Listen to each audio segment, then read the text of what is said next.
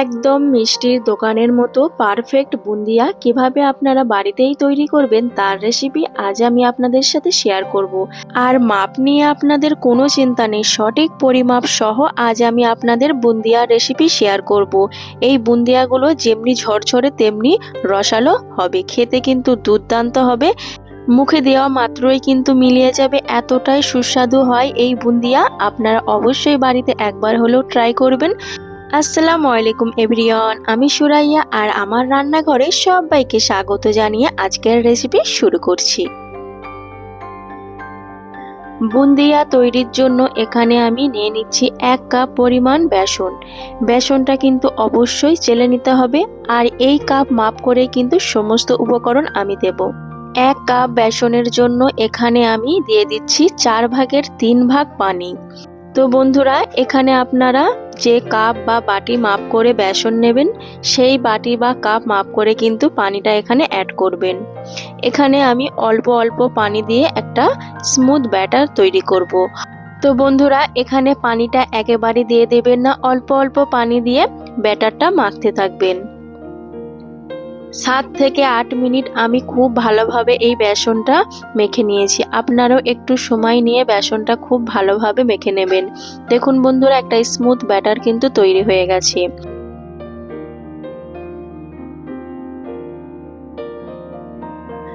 বেসন খুব ভালোভাবে কিন্তু ফেটানো হয়ে গেছে। এখন আমি একটা অন্য বাটিতে কিছুটা বেসন তুলে নিচ্ছি, আর এতে আমি দিয়ে দিচ্ছি অল্প একটু ফুড কালার। তো বন্ধুরা, হাতের কাছে যদি আপনাদের ফুড কালার থাকে তো দেবেন, না হলে দেওয়ার কোনো প্রয়োজন নেই। আমি দেখার সৌন্দর্যের জন্য একটু ফুড কালার দিয়েছি। তো বন্ধুরা, এখন আমি বুন্দিয়াগুলো ভেজে নেব। তো তার জন্য ফ্রাই প্যানে পর্যাপ্ত পরিমাণ সাদা তেল নিয়েছি। তো বন্ধুরা, তেল কিন্তু খুব ভালো মতো গরম করে নিতে হবে। তো বন্ধুরা, বুন্দিয়া ভাজার জন্য এরকম একটা ছিদ্রযুক্ত চামচ নিয়ে নিতে হবে। এখন আমি বুন্দিয়াগুলো ভেজে নেব। প্রথমেই আমি সাদা বুন্দিয়া ভেজে নিচ্ছি। চামচটা ফ্রাই প্যানের একটু উপরে রাখবো, আর চামচটা এক জায়গাতেই রাখবেন, বেশি নাড়াচাড়া করবেন না। এক জায়গায় এভাবে ধরে থাকবেন, দেখবেন টপ টপ করে মুক্তো দানার মতো বুন্দিয়াগুলো পড়তে থাকবে তেলের মধ্যে। তেল ভালো মতো গরম হওয়ার কারণেই কিন্তু বুন্দিয়াগুলো টপ টপ করে পড়া মাত্রই কিন্তু ভেসে উঠছে। তেল ভালো মতো গরম না হলে কিন্তু বুন্দিয়াগুলো ভেসে উঠতো না, চ্যাপটা চ্যাপটা হয়ে যেত। তো বন্ধুরা, বুন্দিয়াগুলো বেশিক্ষণ তেলে ভাজা যাবে না। বুন্দিয়াগুলো বেশিক্ষণ তেলে ভাজলে চিনির শিরায় কিন্তু এই বুন্দিয়াগুলো ভিজবে না। বুন্দিয়াগুলো আমার ভাজা হয়ে গেছে, এখন আমি তেল থেকে তুলে নিচ্ছি। এখন আমি রেড কালার বুন্দিয়া ভেজে নেব। তো বন্ধুরা, আপনাদের এখানে একটা গুরুত্বপূর্ণ কথা বলি, প্রতি ব্যাচ ভাজার সময় চামচ কিন্তু পরিষ্কার করে মুছে নেবেন একটা শুকনো কাপড় দিয়ে। আর দেখবেন চামচের গায়ে কিন্তু কোনো বেটার না লেগে থাকে। যদি কোনো বেটার লেগে থাকে তাহলে কিন্তু পরের বুন্দিয়াগুলো একেবারেই ভালো হবে না। তাই বন্ধুরা, অবশ্যই কিন্তু চামচটা খুব ভালোভাবে ক্লিন করে নেবেন। আর চামচটা কিন্তু এক জায়গাতেই ধরে রাখবেন, দেখবেন বন্ধুরা টপ টপ করে মুক্তদানার মতো এই বুন্দিয়াগুলো পড়তে থাকবে। আমার রেসিপি ফলো করে যদি আপনারা বুন্দিয়া তৈরি করেন বাড়িতে, পারফেক্ট বুন্দিয়া তৈরি হবে। রেড কালার বুন্দিয়াগুলো কিন্তু ভাজা হয়ে গেছে, একটু নাড়াচাড়া করে বুন্দিয়াগুলো তুলে নেব।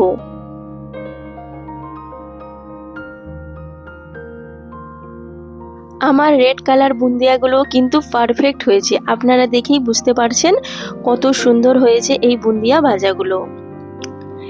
দেখুন বন্ধুরা, সমস্ত বুন্দিয়া কিন্তু ভাজা হয়ে গেছে। এখন আমি একটা চিনির শিরা তৈরি করব। বুন্দিয়া গরম থাকা অবস্থায় কিন্তু চিনির শিরাটা তৈরি করে নিতে হবে। তো বন্ধুরা, এখানে আমি 1 কাপ চিনি নিয়েছি। 1 কাপ বেসনের জন্য এখানে আমি 1 কাপ চিনি নিয়েছি। আর এখানে আমি পানি দিচ্ছি 4 ভাগের 3 ভাগ। 1 ভাগ পানি কিন্তু এখানে কম দিয়েছি। এখন খুব ভালোভাবে এই চিনির শিরাটা ফুটিয়ে নেব।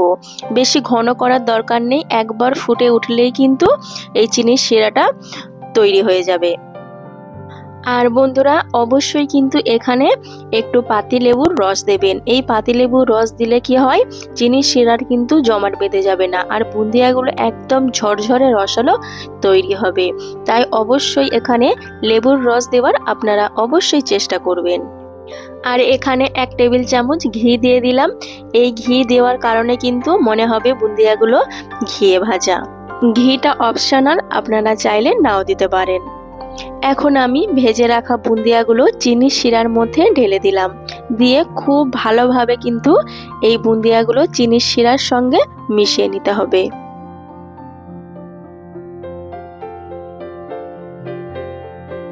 বুন্দিয়াগুলো খুব ভালোভাবে মিশিয়ে নিয়ে এটা ঢাকা চাপা দিয়ে 4 মিনিট ফুটিয়ে নেব। আর এই সময় গ্যাসের ফ্লেমটা কিন্তু একদম লোতে রাখতে হবে।